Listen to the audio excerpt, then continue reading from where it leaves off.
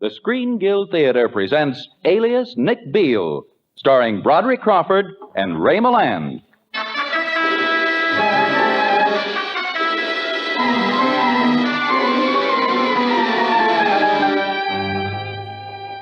It's a strange story. Sometimes looking back, I can hardly believe it. And yet I must believe it. I know it happened. I know because it happened to me. I was district attorney then, and I was fighting the rackets. Specifically, I was after a crook named Hanson, who was prying protection money from almost every small businessman in town. I'd built my whole case on a set of books he'd kept. But the morning I subpoenaed them, somehow, mysteriously, they were destroyed by fire. That evening, naturally, I felt pretty low. My oldest friend, Tom Garfield, was trying to cheer me up. Joseph, you mustn't let this get you down. I've been a minister a long time, and this much I know. When you're fighting evil, victory doesn't always come at once. But it will come, eventually. You'll get Hanson yet. Tom, I'd give my soul to nail him. Joseph? Yes, Martha, what is it? A boy just brought this note for you. Note? Let me have it. Listen to this. If you want to nail Hanson, drop around to the China coast at 7 tonight. Why, it's almost as though someone had heard you. Yeah. Tom, you know the town pretty well. Ever heard of the China coast? It's a disreputable sort of place, a cafe. It's in the slums, on the waterfront, right next to the M&R Pier. Thanks. Joseph, you're not going down there. Joseph. Why not?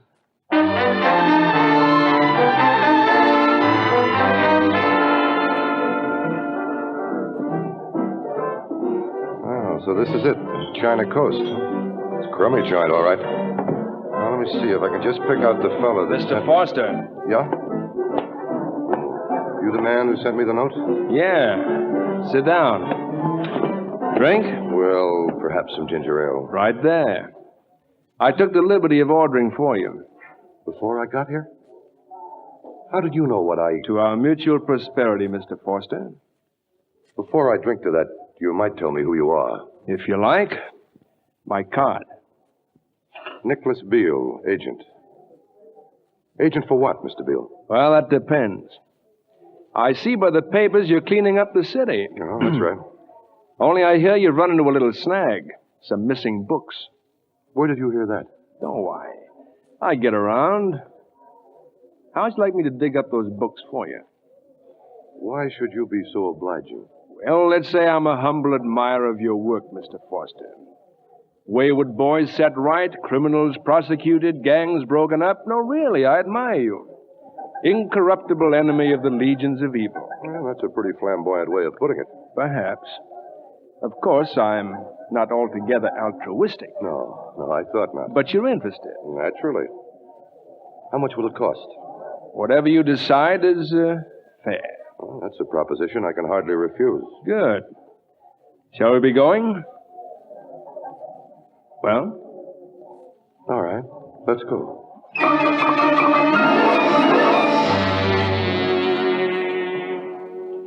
Here you are, Mr. Foster. Just as I promised you. Here are the books. Never thought you'd find them in a cannery, did you? I never thought I'd find them at all. Well, aren't you curious? Aren't you going to look at them?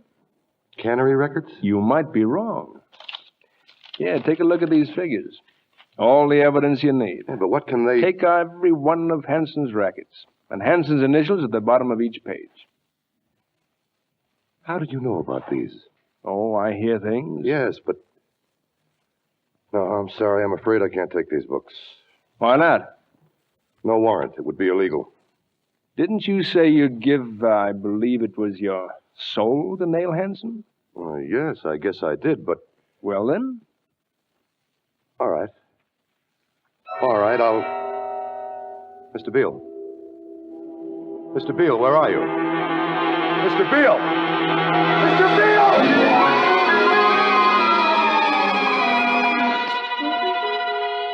It took me several moments to realize he was gone. He disappeared, left me there alone. And yet not quite alone. Something was there in the room with me, moving slightly in the corner by a packing case. Something ugly and cruel and evil. staring at me with small, beady eyes. A rat.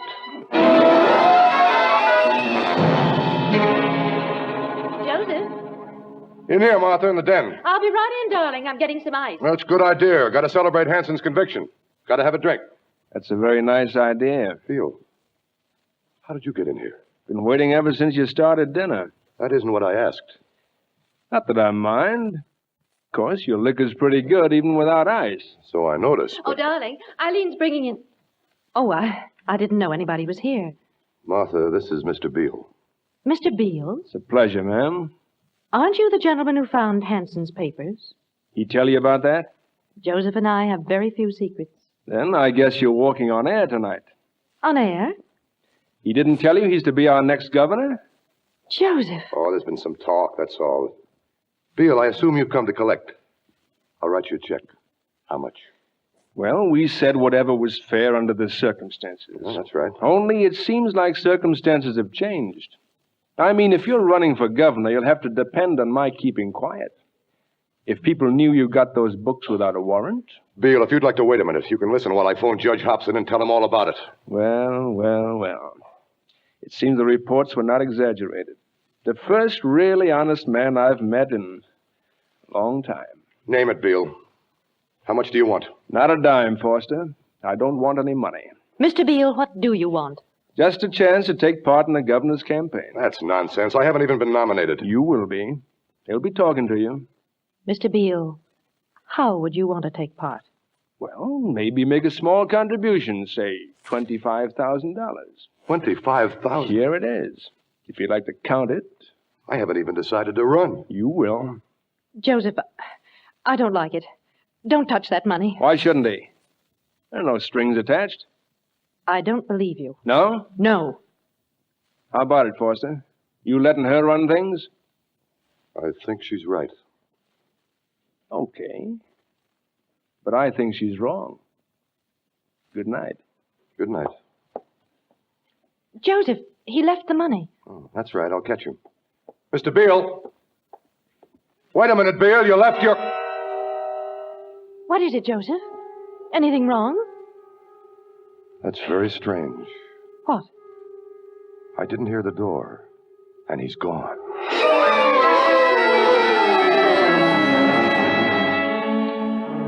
I tried to reach him the next day. I called the China coast, but he wasn't there. I was pretty puzzled by the whole thing. I kept asking myself, how could he know? What he'd said was true, of course. The independent liberal group had been sounding me out about running for governor. In fact, they were holding their caucus that night. And that's all I might have been thinking about if I hadn't had a visitor. My name's Bromley, Mr. Foster. Henry Bromley. Bromley? Remember? The bookkeeper at the cannery. I kept Hanson's books on the side. Oh, yes, yeah. We tried to find you during the trial. So did they. They think I did it. Did what, Mr. Bromley? The truth is, I did. I burned those books. I burned them the morning Hanson told me, and then you come up with them. Same figures, same initials. I saw the pictures in the papers.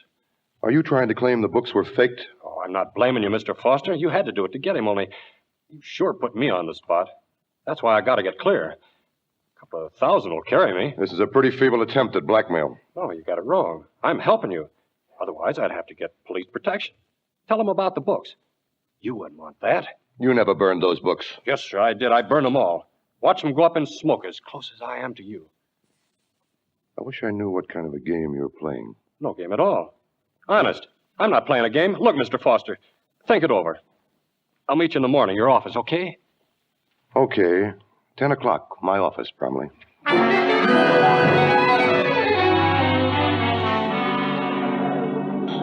Hey, Beal, there was a message for you. I got it, bartender. Okay. Mr. Beal. How'd it go, Bromley? He's going to meet me in his office, 10 o'clock. Good.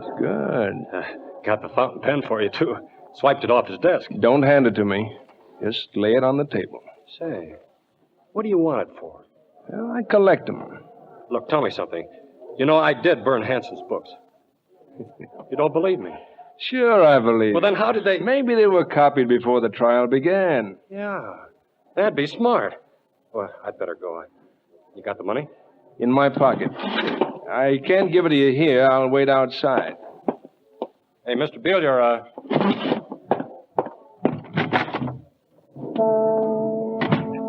Hey, Mr. Beal, you forgot your pen. Did I? Yeah. Where are you? Can't see a thing in this fog.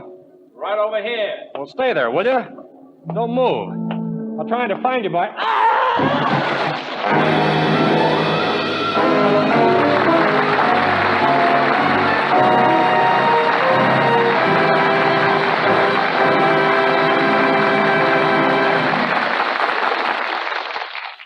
The Screen Guild players in Act Two of Alias Nick Beal, starring Ray Milland and Broderick Crawford.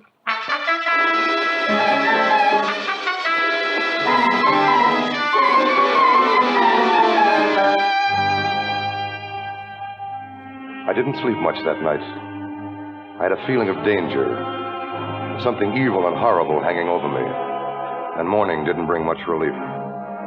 Bromley might be the answer, I thought. I could hardly wait to question him. But 10 o'clock came and 10 o'clock passed, and there wasn't any sign of him. Finally, just as I was giving up hope, the door to my office opened suddenly. Good morning, Foster. Beal. You called me at the China coast last night? Well, yes, I did. What for? I've been talking with Hanson's bookkeeper. Thought he'd skip town. No, he was supposed to be here at 10. He has a very odd story. Says he burned those books. Claims the one we used were counterfeit. They did the job, didn't they? That's beside the point. I want to know if those books were faked. What do you think? I'm asking you, yes or no? Take it easy. How could they be faked if they were burned? I want a direct answer, Beal. I'll get it if I have to shake it out of you. Don't touch me. I don't like to be touched. What's the difference if they were faked? I'd have to admit a mistrial and set Hanson free. And blow the governorship sky high? The nominating committee met last night. You're right on top. That doesn't matter. I happen to have a conscience. Good morning, Joseph. Oh, I'm sorry. Your secretary didn't tell me you were busy. It's all right, Tom. This is Mr. Beal. Nick, this is the Reverend Dr. Garfield. Hello, Reverend. How do you do, Mr. Beal? What's the matter? Anything wrong with me? Oh, I don't know. You remind me of something. Or someone. As though I'd seen you before. Well, that isn't likely. I don't do much business with preachers. Oh, I'm sorry. I didn't mean to be rude. Joseph, I brought you some wonderful news. What, Tom? The nominating committee met last night. They've asked me to tell you officially. They want you to head the ticket. Run for governor. Surely you must have anticipated it. You've been thinking it over. Yes. Well, then. Tell them I'll be very happy to accept.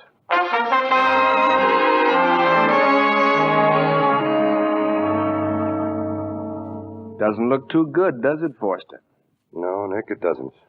Well, after all, we are fighting one of the smoothest politicians in the country. There's only one way we can possibly win. And what's that?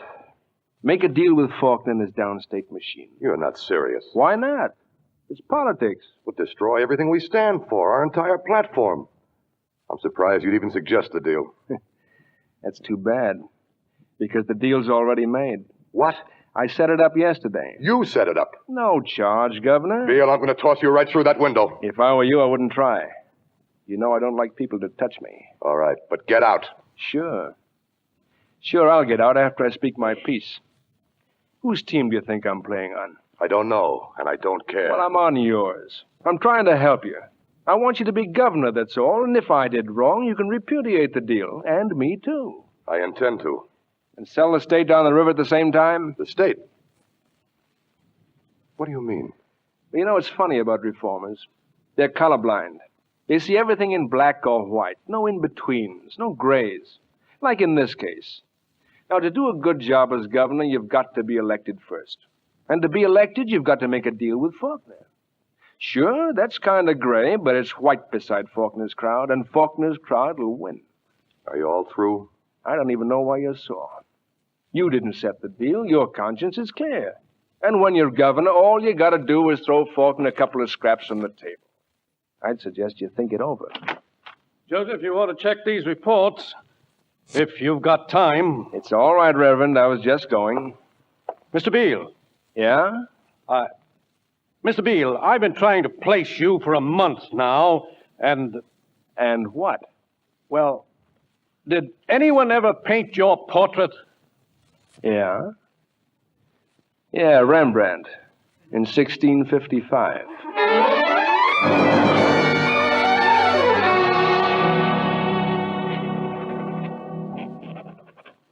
I'm making this statement in the public interest so that the issues in the coming election may be... Busy, Foster? Beal, I didn't hear you come in. I didn't expect you to. Still, I'm glad you're here. I was just writing a statement for the papers. The whole thing. I know, but you better hold it up. You've got trouble, Foster. Big trouble. What do you mean? You remember Hanson's bookkeeper and the coroner's verdict on his death? Yes, accidental, wasn't it? Was it? What are you talking about? Well, they put a new tag on him last week. Murder. Murder? Why haven't I heard about it? You'd be the last one they'd tell. Seems whoever tipped them off mentioned your name. Me? I only saw him once in my life. Yeah, but no one else saw him after you did. They coming by to pick you up. That's ridiculous. On circumstantial evidence like that? Not exactly. There's something else. They found a fountain pen on the body. A fountain pen with a silver band had your initials on it. They traced it to a set you bought last year. But that's impossible. My pen is right here. The whole set, pen and pencil both. They're right here on my... I don't see any pen. Did you have it with you last night? At the dock? What dock? Where? I never saw him anywhere but here. What makes you think they're going to believe you? Won't be hard to prove a motive, you know. No, I guess it won't. Unless, of course, I pull you clear. How? Leave that to me. I got the Hanson evidence, didn't I? And didn't I bring Faulkner around, guarantee the election for you? Well, I can do this, too. Why? What do you want out of it, Beal? Not much. After you're elected, you just make me, keeper of the state seal, that's all. Look, I've got it all in this agreement. Of course, it's got a little penalty clause. I've got to protect myself, you know. Well, I'd have to read it first. Oh, there isn't time. Just take my word. But I never sign anything without... Joseph? Yes, Martha. There's a man here, a detective. He says it's important. Joseph? All right, Martha. Send him in. You still got time, Foster. Just sign this paper. What good would it do if my pen is missing? Who says it is? Take a look at your desk. What's the use, Beal? You saw it was gone. It wasn't there when we... It's back. My pen is back. It's right there on my desk.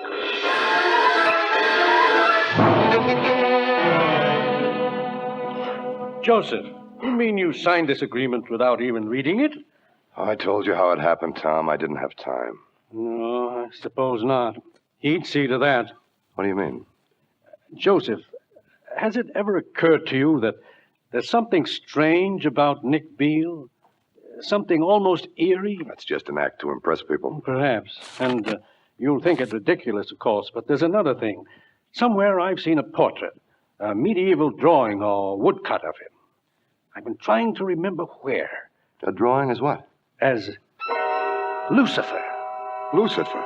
You're not serious. I said you'd think it was ridiculous. Tom, we're in the 20th century. Maybe the devil counts time, too. Tom, I mean... Look, all of that went out with witch burnings and ghosts. Yes, I rather thought you'd take it that way. Well, Joseph, what are your plans? About Beal? About the election. I'm going through with it. And play right into Faulkner's hands? Sell every honest voter in the state down the river? No, I'll be giving them the best break they ever had. How? By getting our whole ticket elected.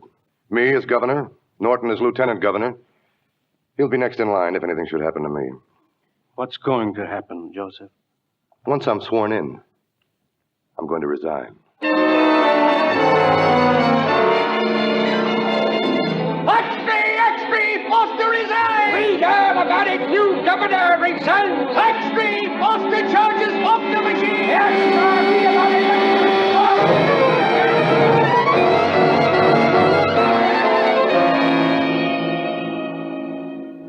Well, Governor, you certainly stirred up quite a storm.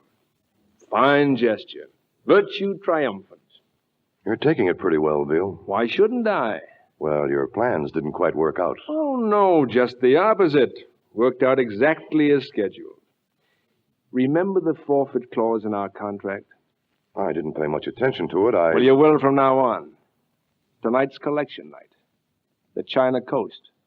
11 o'clock. I'll meet you outside. And you'd better be there, Foster. Fog or no fog. And don't get any ideas about... Joseph, I've got to speak to you at once. All right, Tom. Beal was just leaving. Beal? Was he here? Of course he is. He's standing right here by the... He was here. That's strange. No, Joseph. Not when you hear the rest of it. What? I've been studying that forfeit clause in your contract. Do you know what it says? Not exactly. It says if I fail to carry out this agreement, I agree to accompany Nicholas Beal to the island of Almas Perdidas. That's right. I remember I wondered Joseph, where... do you know what that means in Spanish? Almas Perdidas? Oh. The island of lost souls. It can't. It couldn't be. I know. You once said it's the wrong century for superstition, for evil and enchantments and black magic. But, Joseph, I know this, too.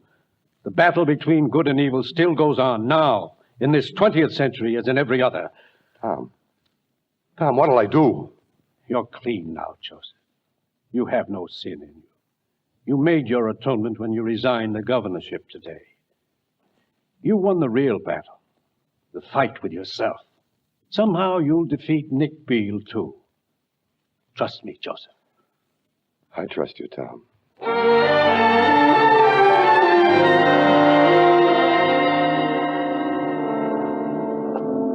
That you, Foster? I'm right over here. Fog's pretty thick, but don't let it bother you. Well, so you're really here. Yes, Beal, we're here. The preacher. I didn't know you were... I asked him to come and see me off. Well, certainly, why not? Little farewell party. And more, perhaps. What do you mean? I'm Joseph's oldest friend. We grew up together. What's that going to do with me? He's told me about your agreement, of course, but knowing him as I do, I rather doubt he ever signed it. Yeah? Well, I've got my copy of the contract right here. Good, clear signature. Here, take a look. You'll find everything in order, all right. My company's negotiated quite a number of these. Your company? A trading company, Reverend. Representatives in all parts of the world. Now, if you'll give me back my contract... Well, of course. But it's so damp in this fog, you ought to protect it. I'll just slip it between the pages of this book. Book? My Bible. Bible! Take it out of there! Take it out of there, you hear? Suppose you try to take it out yourself. Well, you've jockeyed me into a sort of morality play, haven't you? With a pier for a setting instead of a cathedral. Only the props are always the same. It was always bell and candle or that worn-out book of yours. And it always will be. All right, Beal. I'm ready if you are. You saved yourself, Forster, just in time. But there'll be others who won't. A lot of others. And I'll tell you why. Because man is evil. He has a fatal weakness. He has the seed of his own destruction within him. You know that now, Forster. But there will be others. Others. Many others. He's gone. We've beaten him, Tom. He's gone for good. Now give me that contract and I'll tear it up. That's a good idea, Joseph. Here, What's the matter? Contract. It's gone.